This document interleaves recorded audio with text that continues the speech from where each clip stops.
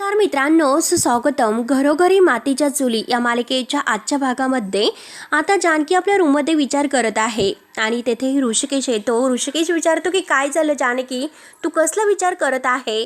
तेव्हा आता जानकी म्हणते की ऋषिकेश, मी मायेचा विचार करत आहे, कारण आपल्यामुळे मायावर आताही संकट आलेलं आहे. तिला तिचे आईबाबा गमवावे लागलेले आहे आणि तिच्यावर आज जी परिस्थिती आलेली आहे ते केवळ आपल्यामुळे. मायासुद्धा या सगळ्यामध्ये भरडली गेलेली आहे आणि या सगळ्याला आपणच जबाबदार आहोत. त्यावरती आता ऋषिकेश म्हणतो की जानकी नाही, जर मायेने अगोदर आपल्याला या सगळ्याबद्दल सांगितलेलं असतं की ऐश्वर्याने तिच्या आईबाबांना किडनॅप करून ठेवलेलं आहे, तर आपण काही ना काही पाऊल उचललं असतं. मान्य आहे, मला तिचा नाईलाज होता, परंतु आपल्या हातामध्ये मात्र काही नाही. जे काही आहे ते आपण नाही बदलू शकत आणि यापुढे मात्र आपण आता मायाला सांभाळू शकतो आणि आता आपण तिला एकटीला नाही सोडायचं. यापुढे मात्र आपणच तिचं कुटुंब होऊन तिची काळजी घ्यायची. आता मायाला तर हेच हवं असतं. माया आता बाहेर अगदी उभं राहून दरवाजात यांचं बोलणं ऐकत आहे आणि स्वतःशी खूप खुश होत आहे. शेवटी तिच्या मनासारखं घडत आहे ना. त्यावरती मात्र ऋषिकेश म्हणत असतो की अगं, आपल्या घरामध्ये मात्र तिच्यावर आई वडिलांसारखं प्रेम करायला आई आणि नाना आहे. तुझ्यासारखी प्रेमळ बहीण तिच्या जवळ आहे, त्यामुळे आता यापुढे मात्र माया आपल्या घरातच राहील. त्यावरती जानकी तर खुश होते. जानकी म्हणते की ऋषिकेश, तुम्ही तर अगदी माझ्या मनातील बोललात. आता यापुढे माया आपल्या घरातच राहील. आता माया हे सर्व ऐकते आणि आणखीन खुश होते आणि आता मात्र लगेच जानकी पुढे म्हणते की मला माहिती आहे की ती आपल्या घरात राहिली तरी सुद्धा तिच्या आई बाबाबद्दलच्या आठवणी आहेत त्या नाही पुसल्या जाणार. आपण मात्र नवीन नात्याच्या आठवणी आहेत तर तिच्यासाठी तयार करू शकतो. आणि हे बघा ऋषिकेश, हे सगळं होईल ना. मायाने सगळं काही जुनं विसरायला हवं. त्यावरती आता ऋषिकेश म्हणतो की का होणार नाही, तू तिच्या सोबत असताना मात्र सगळं काही होईल. आणि हे बघ जानकी, तू काळजी करू नकोस. आणि हे बघ अगं, माया आता आपल्याच घरातील एक सदस्य आहे, सगळं काही नीट होईल. तेव्हा आता माया हे सर्व ऐकते आणि खूप खुश होते. आणि माया आता म्हणते की आता मात्र या घरात माझं कायमचं राहणं तर झालं आणि बिचारे ते दोन म्हातारे कोण कुठले होते, शेवटी ते गेले आणि त्यांच्यामुळे तर माझं अगदी साधलं. आता जाता मात्र त्यांनी माझा फायदा तर करून दिला. त्यानंतर आता इकडे ही माया गुपचूप येते आणि ऐश्वर्याला फोन लावते. ऐश्वर्या आता बसलेली आहे खुर्चीवर आणि रागाने मात्र ती आता या मायाचा फोन उचलते आणि रागाने बोलायला जाणार तोच तिच्या पोटामध्ये जखमेवर त्रास होतो आणि रागाने विचारते की तुम्हाला फोन कशाला केलास. त्यावरती माया म्हणते की अगं हो, अगं किती चिडतेस आणि जर तुला पॅनिक अटॅक वगैरे जर आला डायरेक्ट तू ढगामध्ये जाशील देवाकडे. त्यावरती ऐश्वर्या म्हणते की किती बडबड करतेस ग तू. तर आता माया म्हणते की बडबड करायला मी ऐश्वर्या नाही, मी माया आहे. माया, मी फक्त करून दाखवते. जसे मात्र तुझ्या घरात घुसून त्या चाकूवर तुझे फिंगर प्रिंट्स मी घेतले ना, तसं मी करून दाखवते. तुझ्या नकळत हे सर्व मी करून घेतलं. आणि खरं सांग ऐश्वर्या, मी स्मार्ट आहे ना. त्यावरती ऐश्वर्या म्हणते की मला एक गोष्ट सांग, तू फोन कशासाठी केलास. त्यावरती माया म्हणते की अगं, मला असं वाटलं की पोलीस तुझ्यापर्यंत पोहोचले की नाही त्याची चौकशी करावी आणि मला काळजी वाटते म्हणून मी तुला कॉल केला. आणि हे बघ, मला माहिती आहे की पोलीस तुझ्या घरापर्यंत पोहोचलेत परंतु त्यांना काहीच मिळालं नाही, बरोबर आहे ना. त्यावरती ऐश्वर्या म्हणते की माया, तू हे सर्व का करतेस, का तू मला फसवते. अगं, मी आता तुझी इतकी हेल्प केली, तू सांगितलेली प्रत्येक गोष्ट केली आणि शेवटी तू मलाच या सगळ्या गोष्टीमध्ये अडकवतेस. त्यावरती आता माया म्हणते की हे बघ ऐश्वर्या, माझी हेल्प केली म्हणून आतापर्यंत तुझे श्वास सुरू आहेत, नाहीतर आता यापुढे मात्र तुला आयुष्याची रेषा आहे ती चालू ठेवायची असेल, जे काही मी तुला सांगत आहे तेच करायचं. आणि हे बघ, उद्या मात्र तुझ्या बाबांना इलेक्शनचं तिकीट मिळणार आहे, तू तिकडे जायचं आणि तू सगळ्यांच्या समोर सांगायचं की ते दोन म्हातारे मेले होते तर ते माझ्या हातून नाही मेले. सगळ्यामध्ये त्या जानकीचा ट्रॅप होता मला अडकवण्यासाठी, मीच तुझ्यावर गोळी झाडली आणि तो ऍक्सिडेंट नव्हता आणि ह्या सगळ्याचा मायाचा काही संबंध नाही असं सांगायचं. तेव्हा आता ऐश्वर्याला ह्या मायाचा खूप राग येतो. ती जोरात माया म्हणून ओरडते आणि हे बघ माया, असं काही झालेलं नाही, हे सर्व तू खोटं बोलत आहे असं ऐश्वर्या म्हणते. तर माया तिच्यावर ओरडते, जे काही मी तुला सांगत आहे तर तेच करायचं, नाहीतर तुला माहितीच आहे की चाकू आणि फिंगरप्रिंट्स आणि पोलीस आणि तुरुंग या सगळ्या प्रकरणात मात्र तुला अडकवण्यासाठी एवढा पुरावा माझ्याकडे भक्कम आहे, लक्षात ठेव. आता माया बरोबर ऐश्वर्याची बोलती बंद करते आणि ऐश्वर्याला म्हणते की ऐश्वर्या, जरा जप स्वतःला आणि बाय करून आता फोन ठेवते. आता फोन करून ती जानकी जवळ किचन मध्ये येते आणि आता रडत असते, रडण्याचं नाटक करत आहे. जानकी मायाकडे बघते. आता जानकी विचारते की काय झालं माया, तुझ्या डोळ्यामध्ये का पाणी आहे. आता रडतच आता माया म्हणते आई बाबांची आठवण येते. आता जानकी समोर सर्व नाटक करत आहे. आता जानकी बिचारीला जवळ घेते आणि म्हणते की माया, हे बघ शांत हो, मी तुझ्या मनाची अवस्था समजू शकते. जानकीला माहितीच नाही की माया आता आपल्याशी किती खेळ खेळत आहे आणि हे सर्व किती नाटक करत आहे ते. बिचारी जानकी तिच्यावर विश्वास ठेवते, तिला आधार देते आणि म्हणते की हे बघ जे काही झालेलं आहे सर्व आपल्याला स्वीकारावं तर लागणार आहे. आणि तेवढ्यात तेथे अवंतिका येते.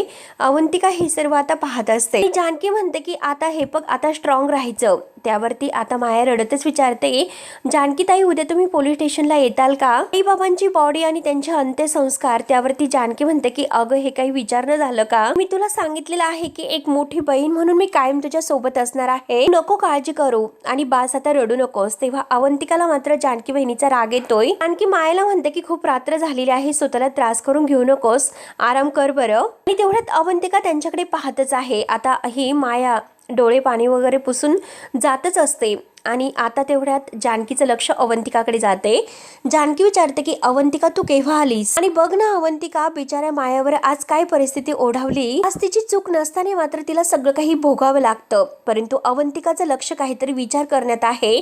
ती जानकीच्या बोलण्याकडे काही लक्ष देत नाही. सारखा ती मायाचा विचार करते. आणि तेवढ्यात जानकी पुन्हा म्हणते की अवंतिका अगं मी तुझ्याशी बोलते. अवंतिका म्हणते की वहिनी माझ्या डोक्यामध्ये फक्त आणि फक्त एकच प्रश्न आहे, ऐश्वर्याने मात्र मायाच्या आईवडिलांना का मारलं असेल? त्यावरती जानकी विचारते की म्हणजे अवंतिका तुला काय म्हणायचं? त्यावरती अवंतिका म्हणते की हे कारण त्या ऐश्वर्याला मात्र मायाकडून सगळी काही आपल्याकडची माहिती मिळत होती आणि ऑलरेडी मात्र मायाच्या आईवडिलांना तिने डांबून ठेवलं होतं. म्हणजे ती एजेली आता जे काही आहे ते काम मात्र ऐश्वर्या तिच्या आईवडिलांना ब्लॅकमेल करून मायेकडून करून घेत होती. मग तुम्ही सांगा, तिचं काम करणं सोपं होत होतं, मग ती आता मायाच्या आईवडिलांना का मारेल, त्यांचा खून का करेल? त्यावरती आता जानकी म्हणते की अगं तुला तर माहिती आहे की पोलिसांना मायाच्या आईबाबाबद्दल कळाले होते, त्यांना ऐश्वर्याने किडनॅप केलं हे त्यांना कळाले होते. कदाचित पोलीस आपल्याला पकडतील या भीतीने मात्र तिने आता म्हणजे त्या ऐश्वर्याने आईबाबांना मारलं असेल आता मायाच्या.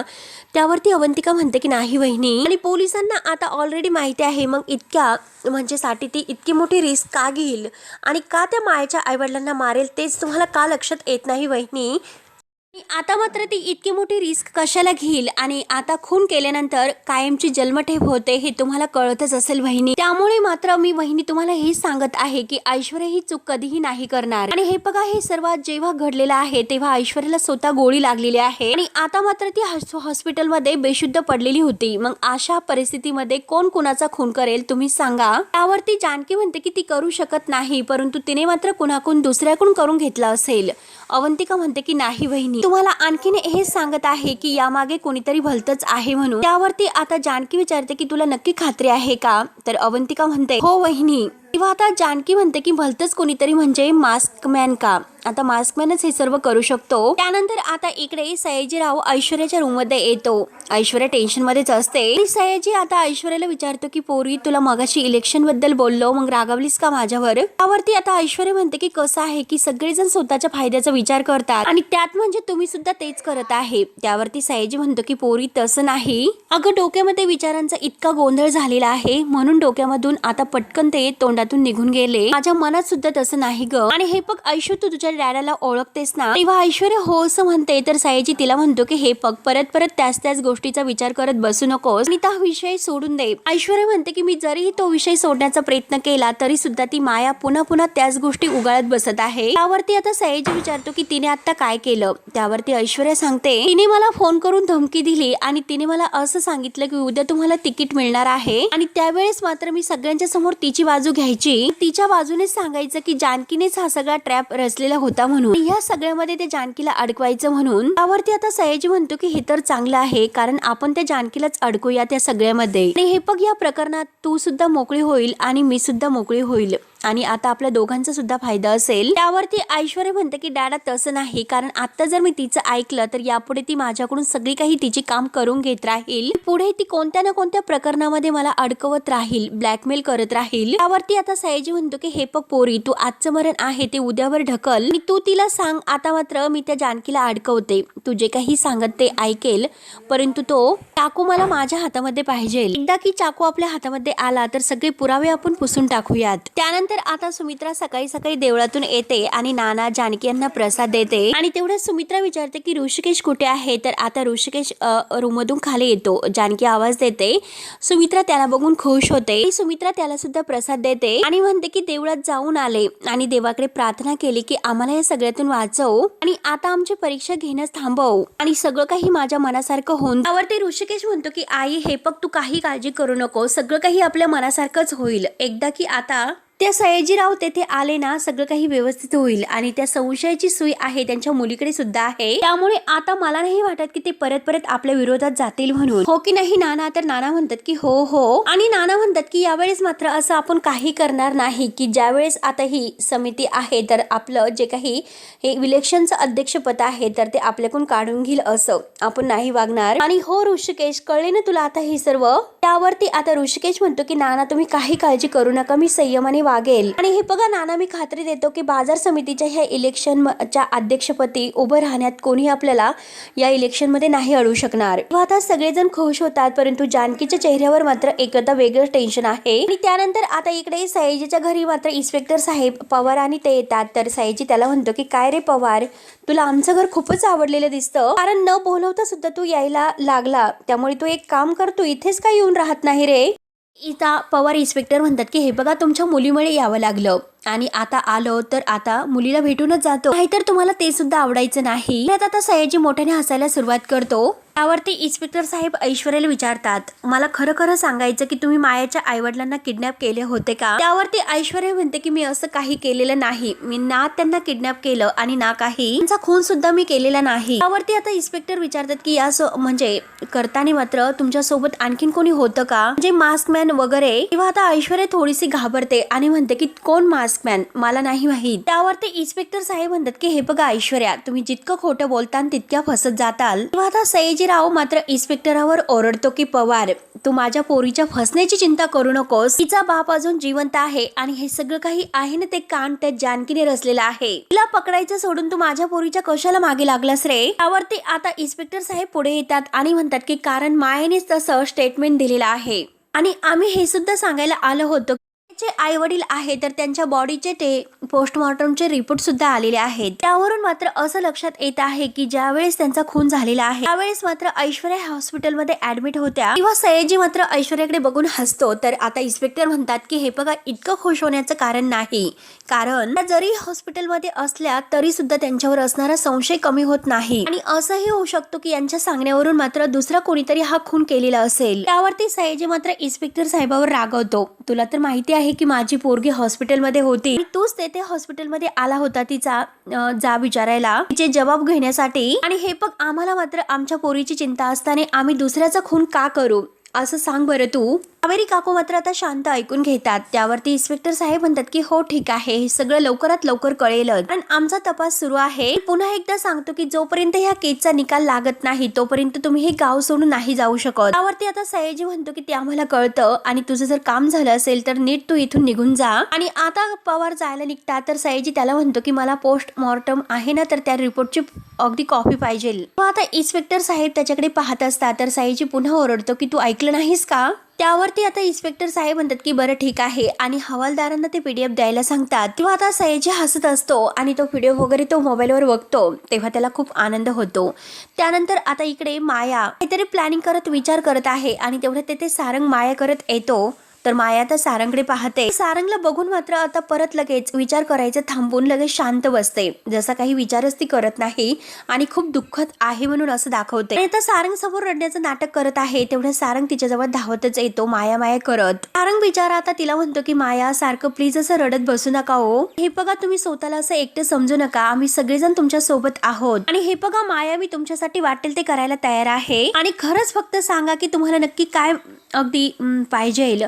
त्यावरती आता माया म्हणते की हो नक्की सांगेल आणि मला माहिती आहे की बाकी कोणीही माझ्या सोबत नसलं तरी तुम्ही आहात ना, म्हणून सारंगच्या हातावरती हात ठेवते. सारंगला तर खूपच आनंद होतो. सारंग तिच्याकडे बघत खुश होत हसतो आणि म्हणतो की अरे वा, म्हणजे माया मी तुमचा विश्वास अगदी कमावू शकलो तर. त्यावरती माया आता मनात म्हणते की अरे तुझा हाच गैरसमज मला खूप फायद्याचा आहे, आता मात्र मी तुझा वापर करून या घराला उद्ध्वस्त करणार आहे. आणि तेवढ्यात तेथे जानकी आणि ऋषिकेश येतात. तर जानकी म्हणते की माया चल आपल्याला पोलीस स्टेशनला जायचं आहे, तू इथे आहेस का, मी केव्हाच तुला शोधते. त्यानंतर ऋषिकेश जानकीला म्हणतो की चल मी बाजार समितीमध्ये जातोय, आज एक महत्वाचं काम आहे, त्यामुळे तू घरीच थांब. आई आणि लता काकू सुद्धा घरीच आहेत. सुमित्रा आणि अवंतिका सुद्धा त्यांच्या कामात अडकलेल्या आहेत, त्यामुळे अशा वेळेस मात्र तू त्यांच्यासोबत असणं खूप गरजेचं आहे. त्यावरती आता जानकी म्हणते की ऋषिकेश खरं तर मला मायासोबत बाहेर जायचं आहे, महत्वाचं काम आहे. त्यावरती आता माया म्हणते की हरकत नाही, मी एकटी जाईल. त्यावरती आता सारंग म्हणतो की एकटं कशाला जातात, मी आहे ना, मी येतो तुमच्या सोबत. त्यावरती आता जानकी म्हणते की बरं ठीक आहे सारंग भाऊजी, तुम्ही जा मायाच्या सोबत. ऋषिकेशला म्हणते की मी घरी थांबते आणि सारंग आणि माया तिथून निघून जातात. तर आता जानकी ऋषिकेशला म्हणते की तुमच्यासाठी खरंच आज खूप मोठा दिवस आहे, त्यासाठी तुम्हाला ऑल द बेस्ट. मला पूर्ण खात्री आहे की बाजार समितीच्या इलेक्शनचं तिकीट मात्र तुम्हालाच मिळेल. आणि तेव्हा आता ऋषिकेश खुश होतो आणि इकडे बाजार समितीमध्ये निघून येतो. तेव्हा आता इकडे आता ह्या सयाजीचे जे काही माणसं आहेत, जे गुंड वगैरे आहेत, तर ते मात्र आता ऋषिकेश यांच्या विरुद्ध बोलत आहे. गुन्हेगारांच्या विरुद्ध आवाज उठवा आणि त्यांना तिकीट देऊ नका. ऋषिकेश दादा मुर्दाबाद अगदी असं म्हणत सयाजी रावाचा नावाचा उल्लेख करत असतात. सयाजी आता हे सर्व ऐकून आणि बघून मात्र ऋषिकेशकडे बघून हसत असतो. ऋषिकेश आणि नाना मात्र रागाने आता हे सर्व सहन करत आहे, ऐकून घेत आहे. त्यावरती आता सरपंच त्यांना शांत राहायला सांगतात आणि आता मात्र सरपंच म्हणतात की आता मात्र हे जे काही इलेक्शन आहे त्याचं तिकीट आहे ते समजून उमजून मात्र आता मलाच द्यायला पाहिजे. हे दोन्ही उमेदवार मात्र तिकिटासाठी समोर उभे आहेत, त्यांच्याशी जरा बोलणं मला भाग आहे. तेव्हा आता ऋषिकेश राव, मी तुम्हाला काय सांगतो ते नीट तुम्ही ऐकून घ्या. तुमच्या बायकोवर असा आरोप आहे की सयाजीरावांच्या मुलीवर तिने हल्ला करण्याचा प्रयत्न करून तिचा हॉस्पिटलमध्ये जीव घेण्याचा सुद्धा प्रयत्न केलेला आहे. त्यावरती ऋषिकेश म्हणतो की हे सर्व खोटं आहे. जानकीने आता ऐश्वर्यावर हल्ला केलेला नाही, उलट ऐश्वर्याचा जीव वाचवलेला आहे आणि आता ऐश्वर्यावर मात्र मास्कमॅनने हल्ला केलेला आहे आणि जानकीने त्यातून तिचा जीव वाचवलेला आहे. तेव्हा आता सयाजी हसत म्हणतो की हा सर्व खोटं बोलत आहे. तेव्हा लगेच आता ऋषिकेश म्हणतो की हो का, मग माझी बायको इतके दिवस मायाच्या आई वडिलांना शोधत होती, मग आता त्या तुमच्याच मुलीच्या हातून त्यांचा खून झालेला आहे, तर पोलीस सुद्धा तिचा शोधच घेत आहे. तसं बघायला गेलं तर तुमच्या मुलीने सुद्धा त्यांना मारलेलंच आहे, ती सुद्धा खुनीच आहे. तेव्हा आता सयाजी म्हणतो की हे साफ खोटं आहे, माझ्या आयुष्याला अडकवण्यासाठी यांचं हे काम चाललेलं आहे आणि माझ्या पोरीने खून केलेला नाही. तर ऋषिकेश विचारतो की कशावरून.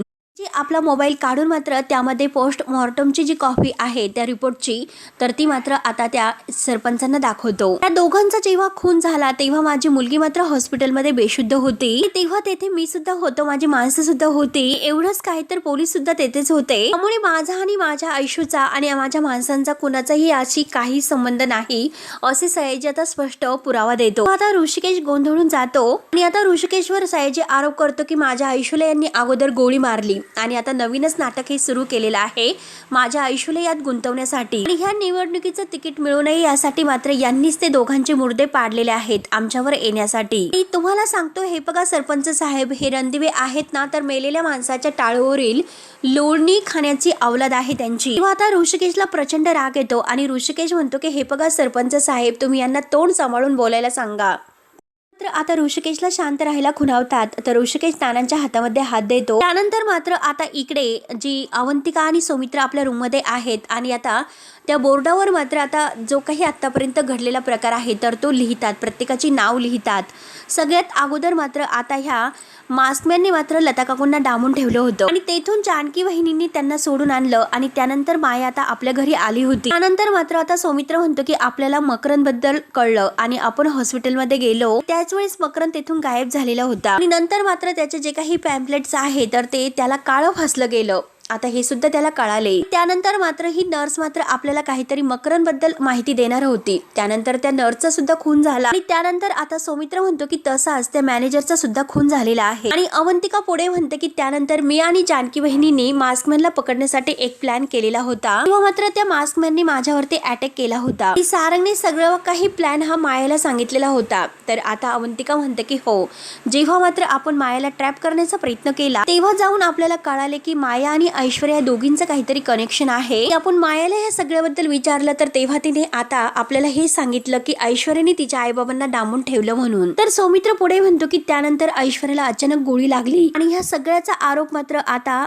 जानकी बहिणीवर आलेला आहे, त्यावर त्या अवंतिका म्हणते की ऐश्वर्यावर सुद्धा खुनाचे आरोप आहेत, पण अशा माणसाचे की ज्यांचा आपल्याशी कोणताही संबंध नाही म्हणून. त्यावरती सौमित्र म्हणतो की मला नाही वाटत की ते खून ऐश्वर्याने केले असतील म्हणून. त्यावरती अवंतिका म्हणते की करेक्ट, कारण मी सुद्धा जानकी बहिणींना हेच म्हणालेले आहेत. कारण हे जेव्हा काही घडलेलं आहे तेव्हा ऐश्वर्या स्वतः हॉस्पिटलमध्ये ऍडमिट होते. त्यावरती सौमित्र म्हणतो की म्हणजे हे खून तर मास्कमॅनने केलेले आहेत. तर त्यावरती अवंतिका म्हणते की जो एका वकिलावर हल्ला करू शकतो, ज्याला कायद्याची सुद्धा भीती नाही, मुद्दा हा आहे की आपण त्या मास्कमॅनला शोधायचं कसं. किंवा सौमित्र म्हणतो की मला सुद्धा तेच कळत नाही, कारण आतापर्यंतचे पुरावे सुद्धा त्याने अगदी नष्ट केले असतील, मग त्याला कसं शोधणार आपण. आता अवंतिकाच्या डोक्यात येतं की ऐश्वर्यामुळे आपण मात्र मास्कमॅन पर्यंत पोहोचू शकतो. आणि आता लगेच अवंतिका पुढे म्हणते की ऐश्वर्या सुद्धा स्वतः त्याच टेन्शन मध्ये आहे की तिच्यावर ते खुनाचे आरोप आहेत, तो मास्कमॅन सुद्धा तिला ब्लॅकमेलच करत असेल. त्यावरती आता सौमित्र म्हणतो की हो, मला सुद्धा तेच वाटत आहे. तर अवंतिका म्हणते की आपण तिच्यावर वॉच ठेवूया आणि ह्या सगळ्याबद्दल आपण जानकी बहिणींना सांगायचं का. तर सौमित्र म्हणतो की नाही, नकोय. बहिणी एकतर टेन्शन मध्ये आहेत आणि एकदा की मास्कमॅन आपल्या हाती लागला तर मकरन सुद्धा आपल्याला सापडू शकतो. नक्कीच आपल्या हाती काहीतरी लागेल असं मला वाटतं. म्हणून अवंतिका आणि सौमित्र एकमेकांच्या हातामध्ये हात देतात आणि अगदी शोध घ्यायचा ठरवतात.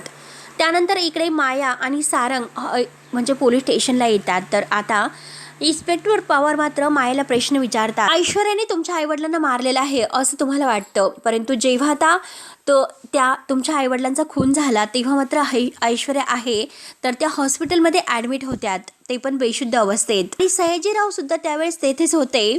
ऐश्वर्याने मात्र त्यांना मारण्याचा प्रश्न येतच नाही. त्यावरती आता माया म्हणते की तिच्या वडिलांचं नाव गावात कसं आहे, त्यांच्या एका इशाऱ्यावर मात्र गोष्टी होत असतात आणि तिनेच माझ्या आई वडिलांची सुपारी दिली नसेल हे कशावरून, तिने मात्र मास्कमॅन कडून हे सर्व करून घेतले असेल. तर त्यावरती आता इन्स्पेक्टर साहेब म्हणतात की हे बघा, हे अंदाज आहे आणि अंदाजवरून मात्र आम्ही असं कुणावर ऍक्शन नाही घेऊ शकत. जेव्हा सिद्ध होईल तेव्हा होईल, तोपर्यंत मात्र आम्ही तुमच्या आई वडिलांची डेड बॉडी आहे ते तुम्हाला नाही देऊ शकत. त्यावर आता माया म्हणते की पर्यंत मात्र त्यांचे अंत्यविधी आपण नाही करू शकत का. इन्स्पेक्टर साहेब नाही म्हणतात तर माया लगेच आता रडायला सुरुवात करते. माझे आई वडील आहेत ते, त्यांचा खून कोणीतरी केला, त्यांच्या आत्म्याला शांती कसे मिळेल, त्यांचा विधी जर नाही व्यवस्थित करता आला तर ते कायम असे तडफडत राहतील म्हणून खूप असा कांगावा करते. सारंग तिला समजावतो, माया शांत व्हा बरं, तुम्ही प्लीज असं काही म्हणू नका. आणि सारंग इन्स्पेक्टरांना म्हणतो की साहेब तुम्हाला दया येत नाही का हो, त्यांचे आई वडील आहेत ना, त्यांचा पुढचा प्रवास तरी चांगला होऊन द्या. त्यावरती आता इन्स्पेक्टर साहेब म्हणतात की त्यांचा आणि आमचं सुद्धा काही वैर नाही, परंतु प्रोसिजर प्रमाणे आम्हाला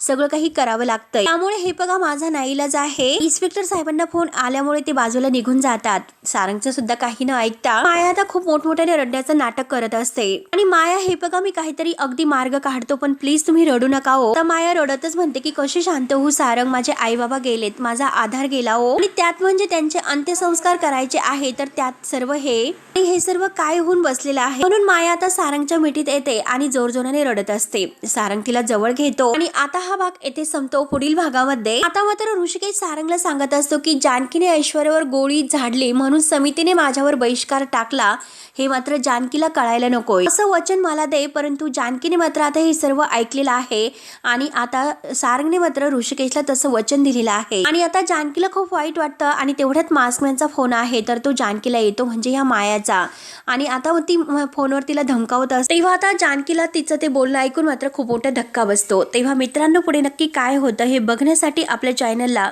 सबस्क्राईब करत राहा. धन्यवाद.